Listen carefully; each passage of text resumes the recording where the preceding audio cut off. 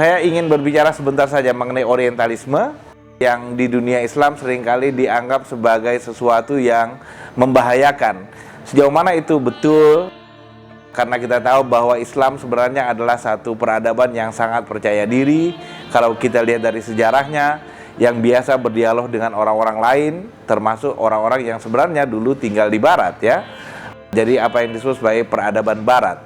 Bahkan para sarjana Muslim seperti Ibn Rushd dulu adalah seorang yang sangat berpengaruh di dunia Barat. Jadi dialog antar pemikiran di antara Islam dan Barat sebenarnya adalah sesuatu yang sangat umum. Nah, istilah orientalisme itu berawal dari kata orient dalam bahasa Inggris, tapi awalnya bermula dari bahasa Prancis, ya, yang artinya timur. Yang dimaksud dengan timur di sini adalah yang dilawankan dengan Barat. Dan itu secara harfiah itu dimaksudkan sebagai tempat di mana kita tahu di mana matahari terbit, ya, dan kemudian ke barat di mana dia tenggelam.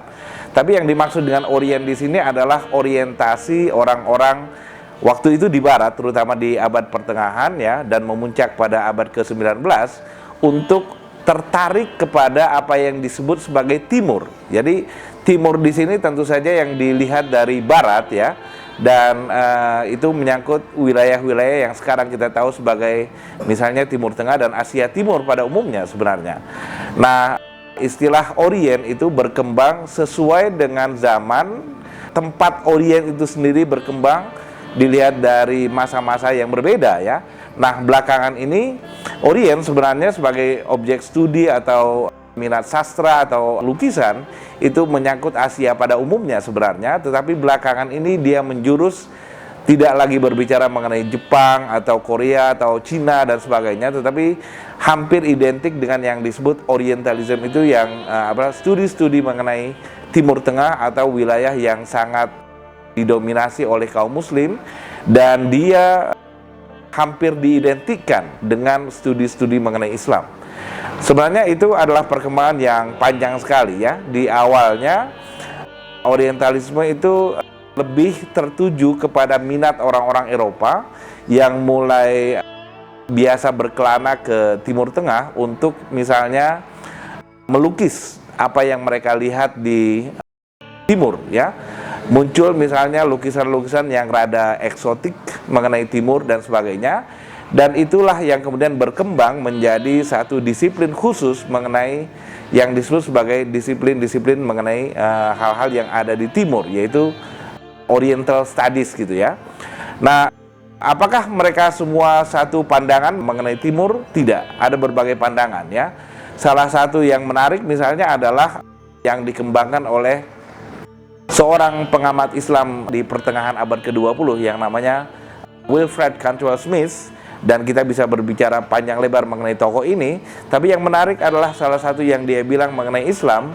Dia menyebutkan bahwa apa yang saya katakan mengenai Islam itu hanya baru betul atau baru bisa diterima atau saya puas mengenainya kalau umat Islam sendiri menyatakan ya terhadap apa yang saya katakan itu. Itu adalah prinsip yang berkembang jauh sesudah awal orientalisme tumbuh, ya. Wilfred Cantwell Smith sendiri itu pernah mempelajari Islam di India, di Indo-Pakistan. Kemudian dia mendirikan Institute for Islamic Studies di McGill di Kanada yang banyak dan beberapa pelajar dari Indonesia seperti Profesor Mukti Ali, ya, kemudian Profesor Harun Nasution dan Profesor Rasidi pernah pergi ke sana. Nah, salah satu prinsip yang dikembangkan oleh Wilfred Cantwell Smith ini adalah seperti yang saya sebutkan tadi, bahwa apa yang saya katakan mengenai Islam baru saya puas dan baru betul kalau orang Islamnya sendiri menyatakan ya, amin, menyatakan amin terhadap apa yang saya katakan itu. Cuma seperti yang bisa kita tanyakan kepada Wilfred Smith, ya, itu adalah prinsip yang pokok.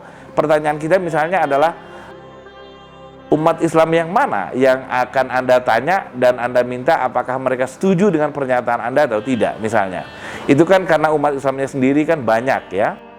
Kemudian pertanyaan yang berikutnya adalah bagaimana dengan situasi di mana yang mempelajari orang-orang Islam itu sendiri adalah kaum muslim sendiri, ya. Ada banyak sekarang antropolog muslim yang bekerja sama dengan antropolog non muslim di dalam melihat fenomena sehari-hari kaum muslim misalnya di Indonesia, di Maroko atau di tempat-tempat yang lain gitu.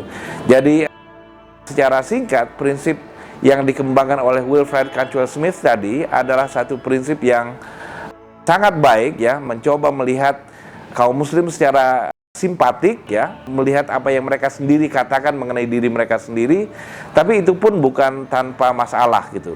Tapi itu memperlihatkan perkembangan yang sangat menarik dari sejarah orientalisme yang lama, yang sekarang ini bahkan melibatkan kaum muslim sendiri ya. Pada tahun 1978 terbit satu buku yang sangat penting dari Edward Said namanya.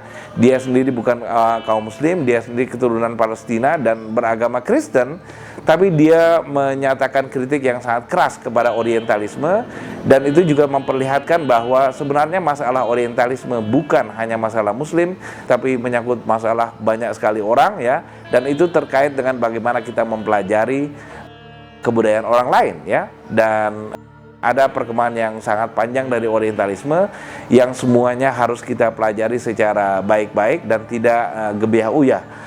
Di antara kaum orientalis sendiri terjadi perbedaan pendapat, seperti halnya di antara kaum muslim sendiri. Jadi semua karya termasuk yang dikembangkan oleh kalangan orientalis layak dibaca, layak dipelajari, dan layak dikritik seperti selayaknya. Karena orang-orang Islam adalah orang-orang yang didorong untuk percaya diri, didorong untuk belajar sebanyak-banyaknya, menggunakan akal kita, mempelajari situasi yang sedalam-dalamnya, dan dalam rangka itu kita berguna dalam rangka membangun dialog antar peradaban di antara Islam dan Barat. Sekian, terima kasih.